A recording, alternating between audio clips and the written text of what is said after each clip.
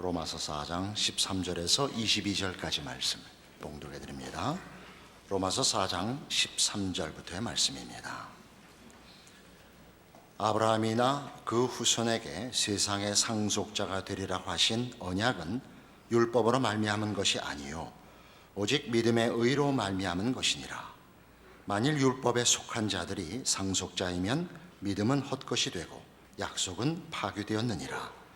율법은 진노를 이루게 하나니 율법이 없는 곳에는 범법도 없느니라. 그러므로 상속자가 되는 그것이 은혜에 속하기 위하여 믿음으로 되나니 이는 그 약속을 그 모든 후손에게 굳게 하려 하심이라.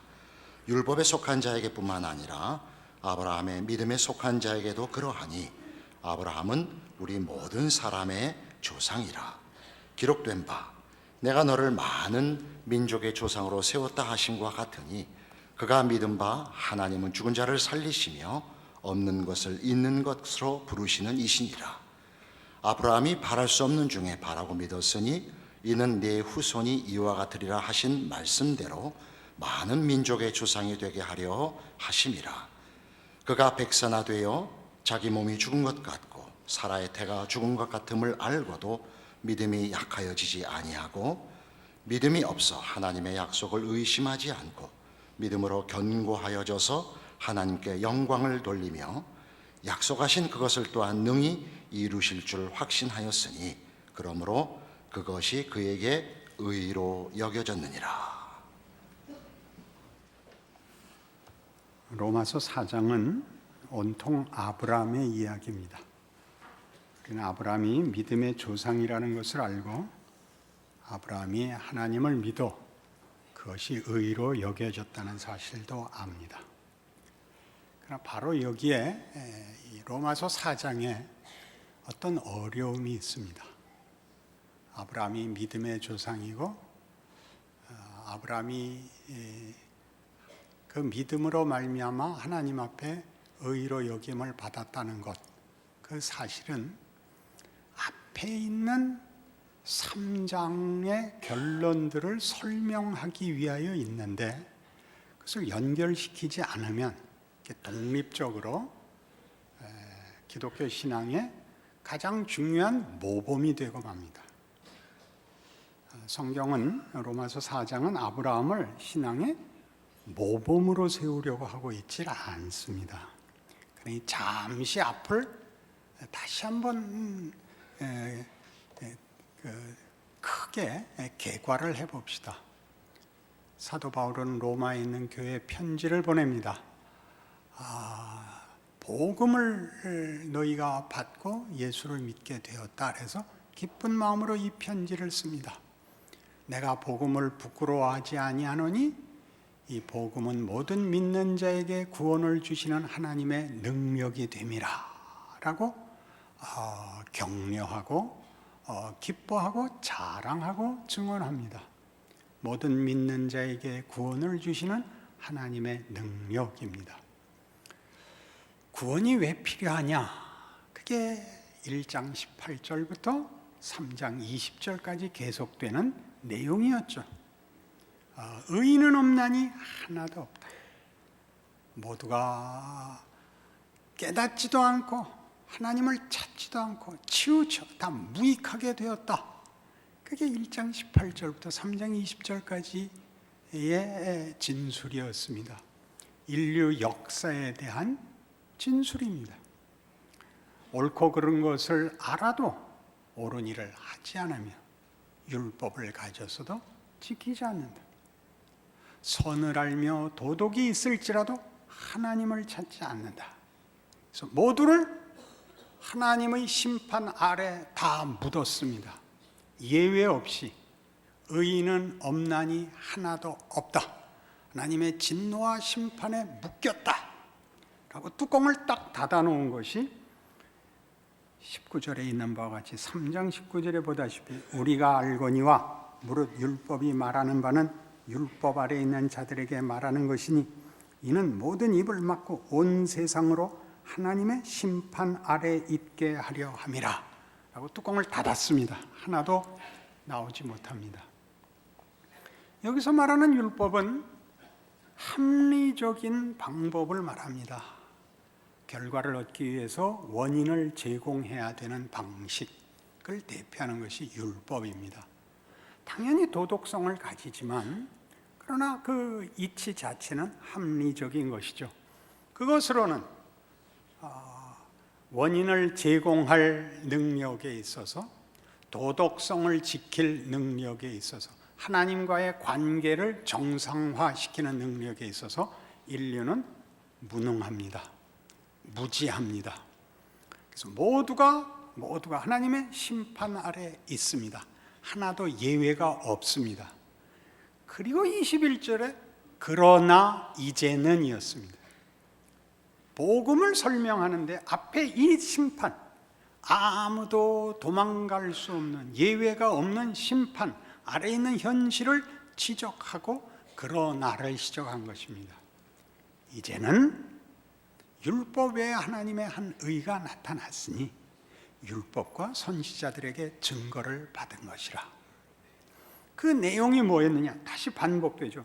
곧 예수 그리스도를 믿음으로 말미암아 모든 믿는 자에게 미치는 하나님의 의인이 차별이 없느니라.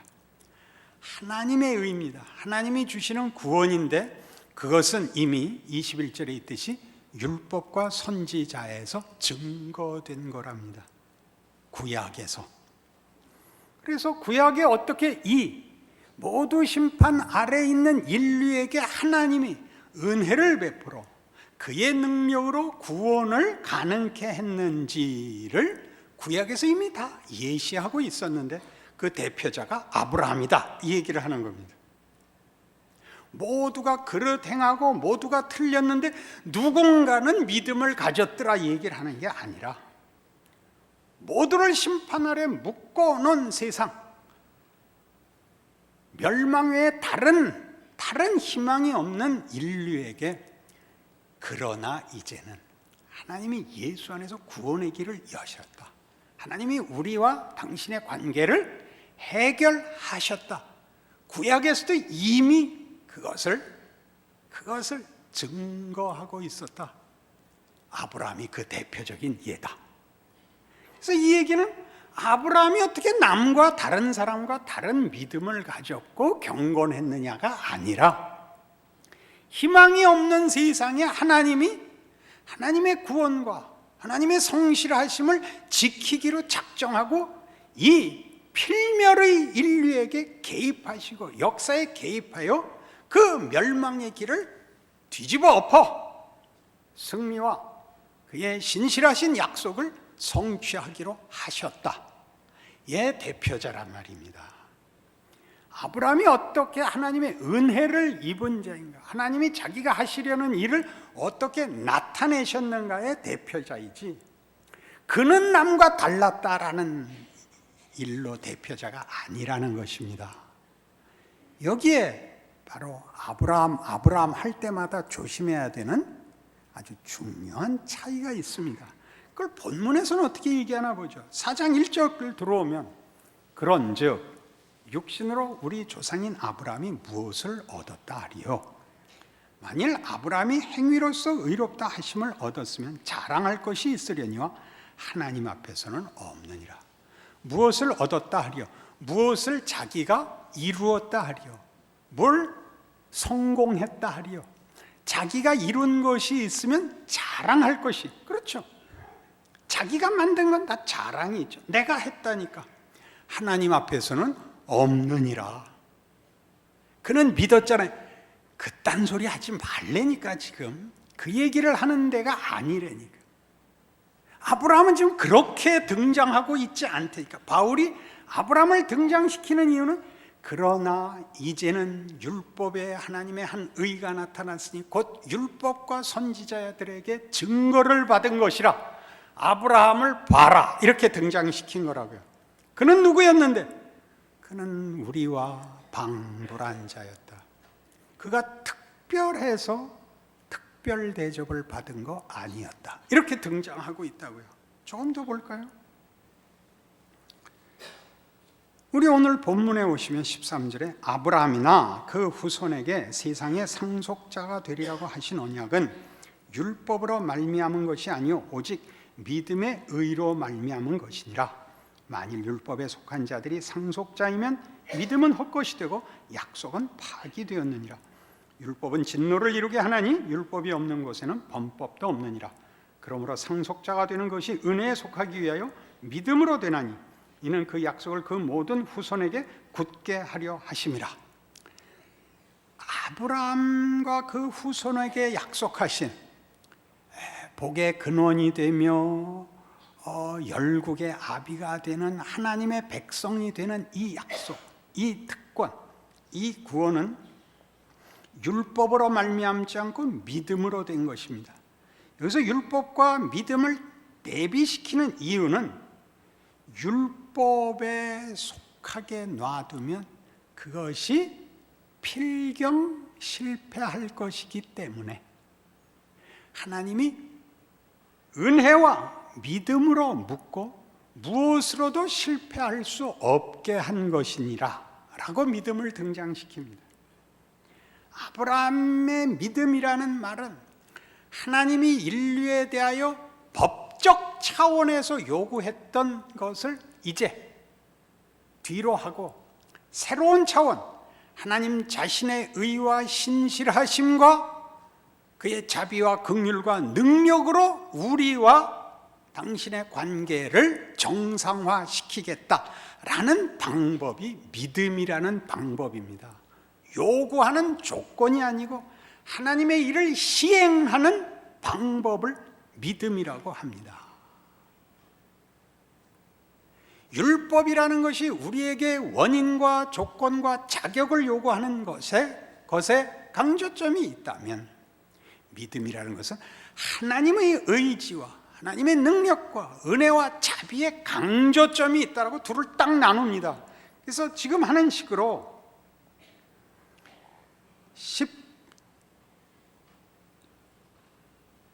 16절에 보는 바와 같이 그러므로 상속자가 되는 그것이 은혜에 속하기 위하여 믿음으로 되나니 이는 그 약속을 모든 후손에게 굳게 하려 하심이라. 실패할 수 없게 하려고 이 방법으로 하느니라. 우리는 믿어야만이라는 것이 얼마나 조건으로 쫓아다녀서 믿느냐 안 믿느냐가 갈라서잖아요. 그때는 우리가 주인이 되죠. 기독교 신앙에 우리가 책임지는 일들, 믿는다 안 믿는다, 열심히 있다 없다, 아브라함을 봐라가 됐잖아요. 그게 아니고 로마서 4장이 하고 싶은 얘기는 아브라함 아무것도 아닌 우리와 방불한 자를 불러 다시는 우리의 잘못과 부족함으로 실패할 수 없는 하나님의 부르심과 의지로 묶은 관계를 보라. 그래서 하나님으로 가는 겁니다. 그래서 이 약속을 누구도 실패할 수 없게 하기 위하여 하나님의 의지와 그의 자비로 그의 신실함으로 묶었다. 그래서 그러므로 상속자가 되는 것이 은혜에 속하기 위해 믿음으로 되나니 이는 그 약속을 그 모든 후손에게 굳게 하려고 실패치 아니하려고 그렇게 했는데 율법에 속한 자에게뿐만 아니라 아브라함의 믿음에 속한 자에게도 그러하니 아브라함은 우리 모두의 조상이라.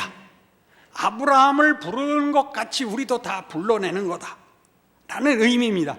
그리고 그 말을 분명히 하기 위해서 17절이 기록된 바 아브라함은 어떻게 했다가 아니라 내가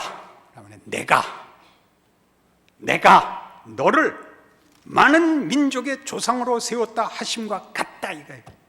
내가 아브라함이 믿어서가 아니고 내가 무슨 말인지 들으시는 거예요?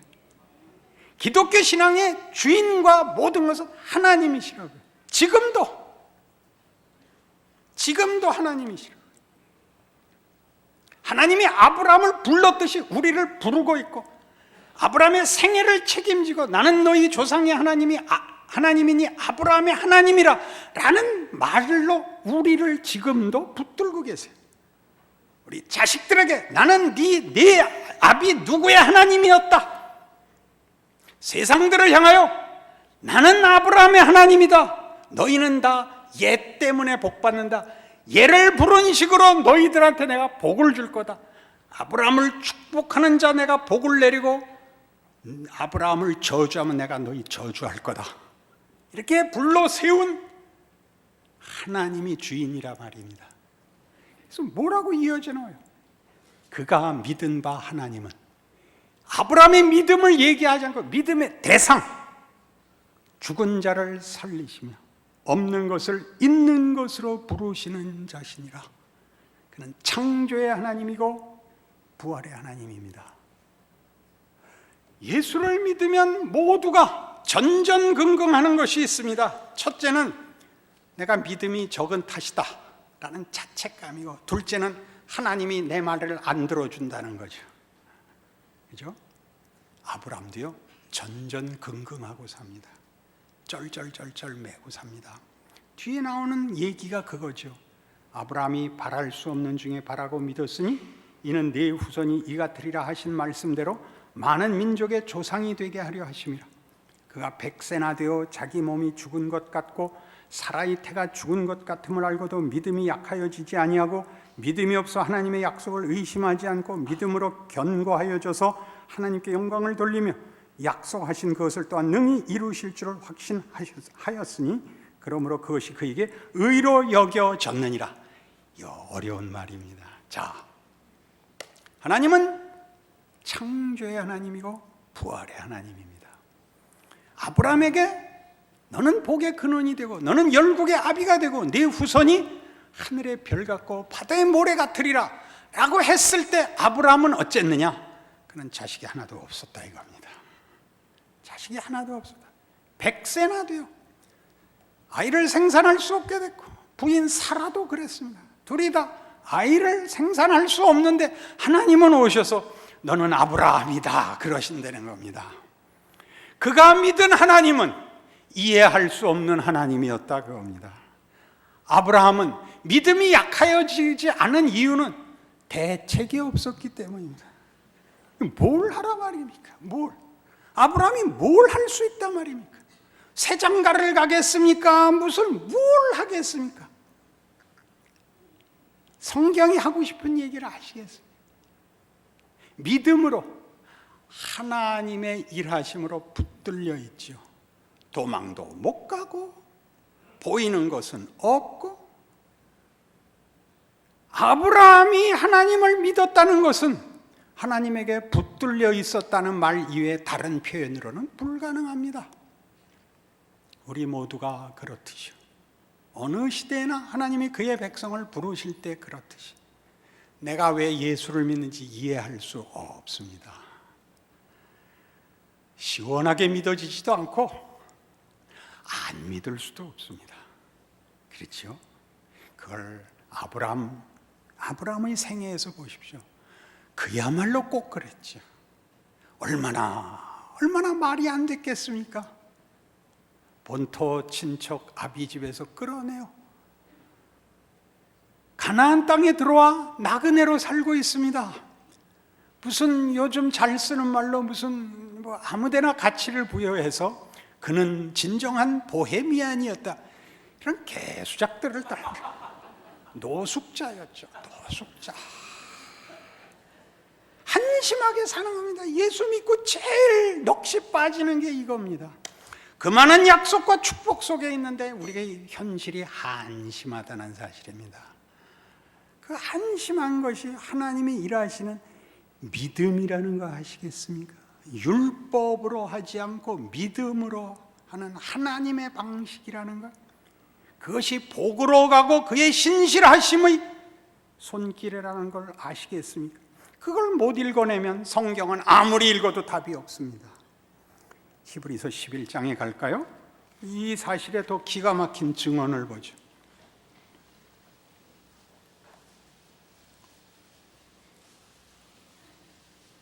365페이지 히브리서 11장 17절입니다.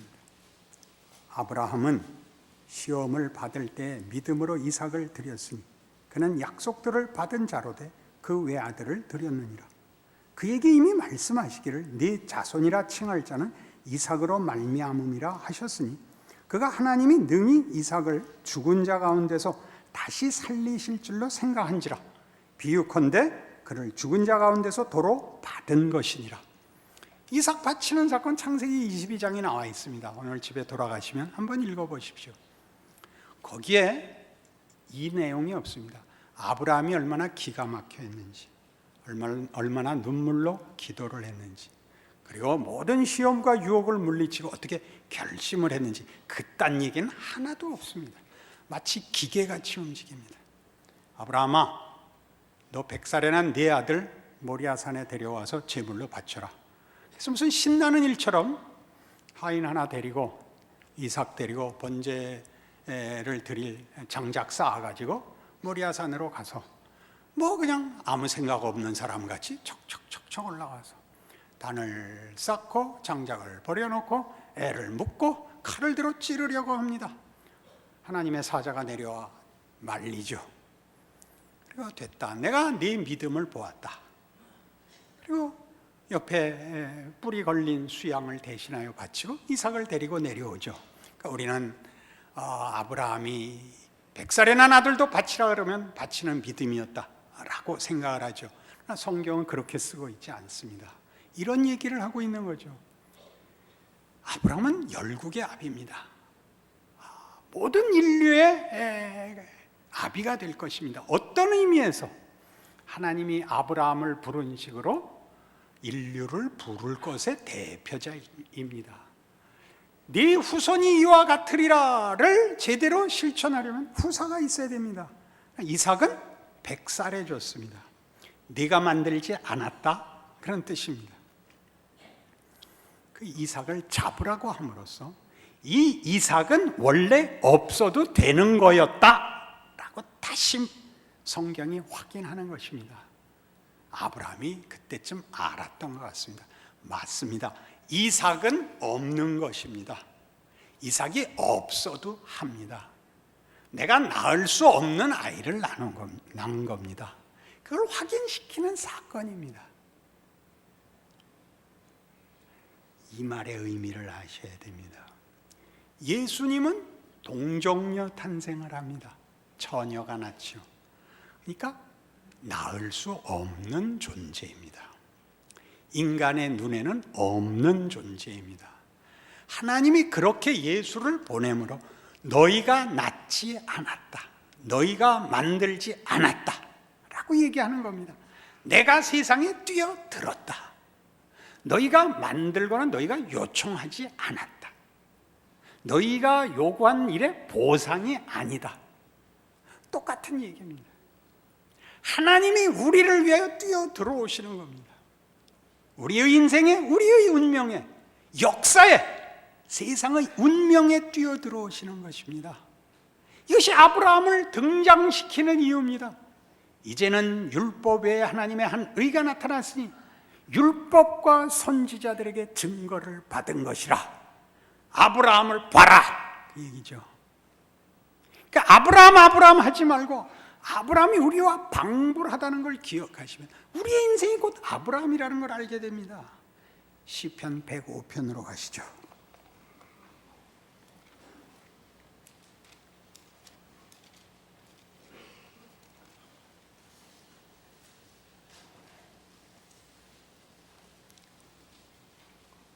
시편 105편 17절입니다. 그가 한 사람을 앞서 보내셨으며 요셉이 종으로 팔렸도다. 그의 발은 착고를 차고 그의 몸은 쇠사슬에 매였으니 곧 여호와의 말씀이 응할 때까지라. 그의 말씀이 그를 단련하였도다. 요셉의 생애의 가장 중요한 시기를 증언하고 있습니다. 요셉은 야곱의 아들입니다. 아버지가 편애를 해서 형들이 시기합니다. 그래서 어느 날 양치는 형들을 찾아간 요셉을 형들이 죽이기로 합니다. 큰 형이 말려서 지나가던 미디안 상인들에게 팔아버리고 아버지에게는 짐승 피를 묻힌 겉옷을 가지고 와서 요셉이 짐승에게 죽었다고 얘기를 합니다. 요셉은 팔려서 종살이를 하다가 무고를 당하여 감옥에 갇힙니다. 지금 그 장면입니다. 그는 옥중에 갇혀 그 발이 착고를 차고 그의 몸은 쇠사슬에 매였다 이렇게 되어 있습니다. 야곱에게 요셉은 죽은 거죠. 그렇죠? 아들들이 와서 죽었다 그랬으니까 이렇게 어딘가 가 있는 줄 모르죠. 야곱에게 요셉은 죽어 있습니다. 우리는 요셉의 이 사건을 하나도 비극적으로 읽지 않습니다. 왜요? 총리가 될 거니까요. 그죠? 끝을 알고 있잖아요. 그가 아무리 힘들다 그래도 우리는 웃으면서 괜찮아 그럴 겁니다. 제가 여러분 보고 그러는 겁니다. 여러분 힘드세요? 괜찮아요. 난 괜찮아요. 응? 괜찮아요. 아니까. 그는 알았을까요? 몰랐죠. 그는 죽을 맛이었죠. 여기 그 몸이 쇠사슬에 묶였다, 매였다를 그 직역하면 뭐라 그랬죠? 쇠사슬이 그의 혼을 뚫었다 라는 표현이라 그랬습니다. 혼비백산했다, 넋이 나갔다 입니다. 그는 그것이 하나님이 하시는 일이라는 걸 꿈에도 생각 못했습니다. 무고를 당하여 억울하게 이 험한 꼴을 당하고 있는데 그게 하나님의 일인 줄 전혀 몰랐습니다. 물론 구하지 않았습니다. 이해하지 못했습니다. 꿈엔들 하나님의 일이 이 일을 만들었으리라고 상상을 할 수 없이 둘은 다른 것이었습니다. 우리 모두의 현실 아닙니까? 하나님 제게 요거 하나 더 주십시오가 우리의 소원 아닙니까? 요거 하나 더. 그러면 그게 하나님의 일이고, 그러면 그게 자신의 믿음의 확인이고 하는 모든 것에 대해 성경은 그렇지 않다고 얘기하는 것입니다. 이 구절은 주어가 이렇게 시작되어 있죠. 그가 한 사람을 앞서 보내셨으며, 그가입니다. 19절도 이렇게 됐죠. 여호와의 말씀이 응할 때까지라. 그의 말씀이 그를 단련하였도다. 형들은 요셉을 잊었습니다. 요셉은 모두에게 잊혔습니다. 꿈을 해몽해준 두 술 맡은 관원장과 떡 굽는 관원장도 나가서 잊었습니다. 하나님은 잊지 않은 정도가 아니라 그 길 모두를 요셉을 위하여 그 길을 준비하시고 그 일을 실천하십니다. 늦게 깨닫습니다. 요셉이 형님들 걱정하지 마십시오. 나를 이리 보낸 건 형님들이 아니라 하나님이었습니다. 놀랍지 않습니까? 우리 삶에 제일 힘든 사람이 누구죠? 옆에 있는 사람입니다. 묶여 있으니까요. 함께 우리가 뉴스 틀면 그래서 좋은 소식 나오기를 바랍니다. 우리가 원하는 좋은 소식은 다 이겁니다. 태백산맥이 몽땅 석유였으면 좋겠습니다. 우린 다 그거 외에 바랄 게 없습니다. 그렇죠? 아니면 제주도가 한 2,000km쯤 내려가서 거기까지 다 우리 땅이었으면 좋겠습니다. 우리의 소원은 다 그겁니다. 그러면 그 소원 속에 뭐가 들어가 있죠? 지금은 불만인 것입니다. 우리 모두가 불만입니다. 그렇죠? 우리의 아슬아슬함은 요셉과 비교해도 적지 않습니다. 요셉은 우리가 결과를 아니까 우린 우리 결과를 모르죠. 그게 예수 그리스도입니다. 예수 그리스도 안에서의 승리. 아브라함이 믿은 바, 아브라함의 믿음을 논하자는 게 아니라 그를 붙든 상대, 그 하나님은 죽은 자를 살리시며 없는 것을 있는 것 같이 부르시는 입니다. 우리에게 나타난 어떤 실패도, 어떤 절망도, 어떤 희망이 없는 것도 하나님은 뒤집을 수 있습니다. 그는 신실하시니까요. 그는 우리를 처음 창조하셨을 때의 목적대로 하나님의 영광의 찬송이 되게 하시겠다를 포기하지 않으셨습니다. 그것이 복음의 자랑인 것입니다. 내가 복음을 부끄러워하지 아니하노니 이는 모든 믿는 자에게 구원을 주시는 하나님의 능력이 됨이라. 믿음은 무슨 뜻이라고요? 로마서에서 우리가 할 수 있는 것 말고 하나님의 의지, 하나님의 의지. 여러분의 인생을 이 안에서 확인하십시오. 여러분이 누구인가를, 여러분이 고백하는 예수를 믿는다, 하나님 아버지라는 그 고백이 얼마나 큰 것인지를 기억하십시오. 여러분의 삶을 사십시오. 그 발이 착고에 상하고 그 몸이 쇠사슬에 매었으니 곧 여호와의 말씀이 응할 때까지라. 그 말씀이 그를 단련하였도다. 다른 길은 없습니다. 도망갈 수 없습니다. 자기 나이에 100살 된 것과 자기 안에 태가 닫힌 것을 보고도 믿음이 약하여지지 않았다. 하나님이 놓아주지 않았다. 그것 문제가 아니었다. 그것 문제가 아니었다. 이삭을 기적적으로 주었듯이 그거 없어도 된다. 건강을 줬듯이, 재능을 줬듯이 없어도 된다. 그 확인을 하시라고요.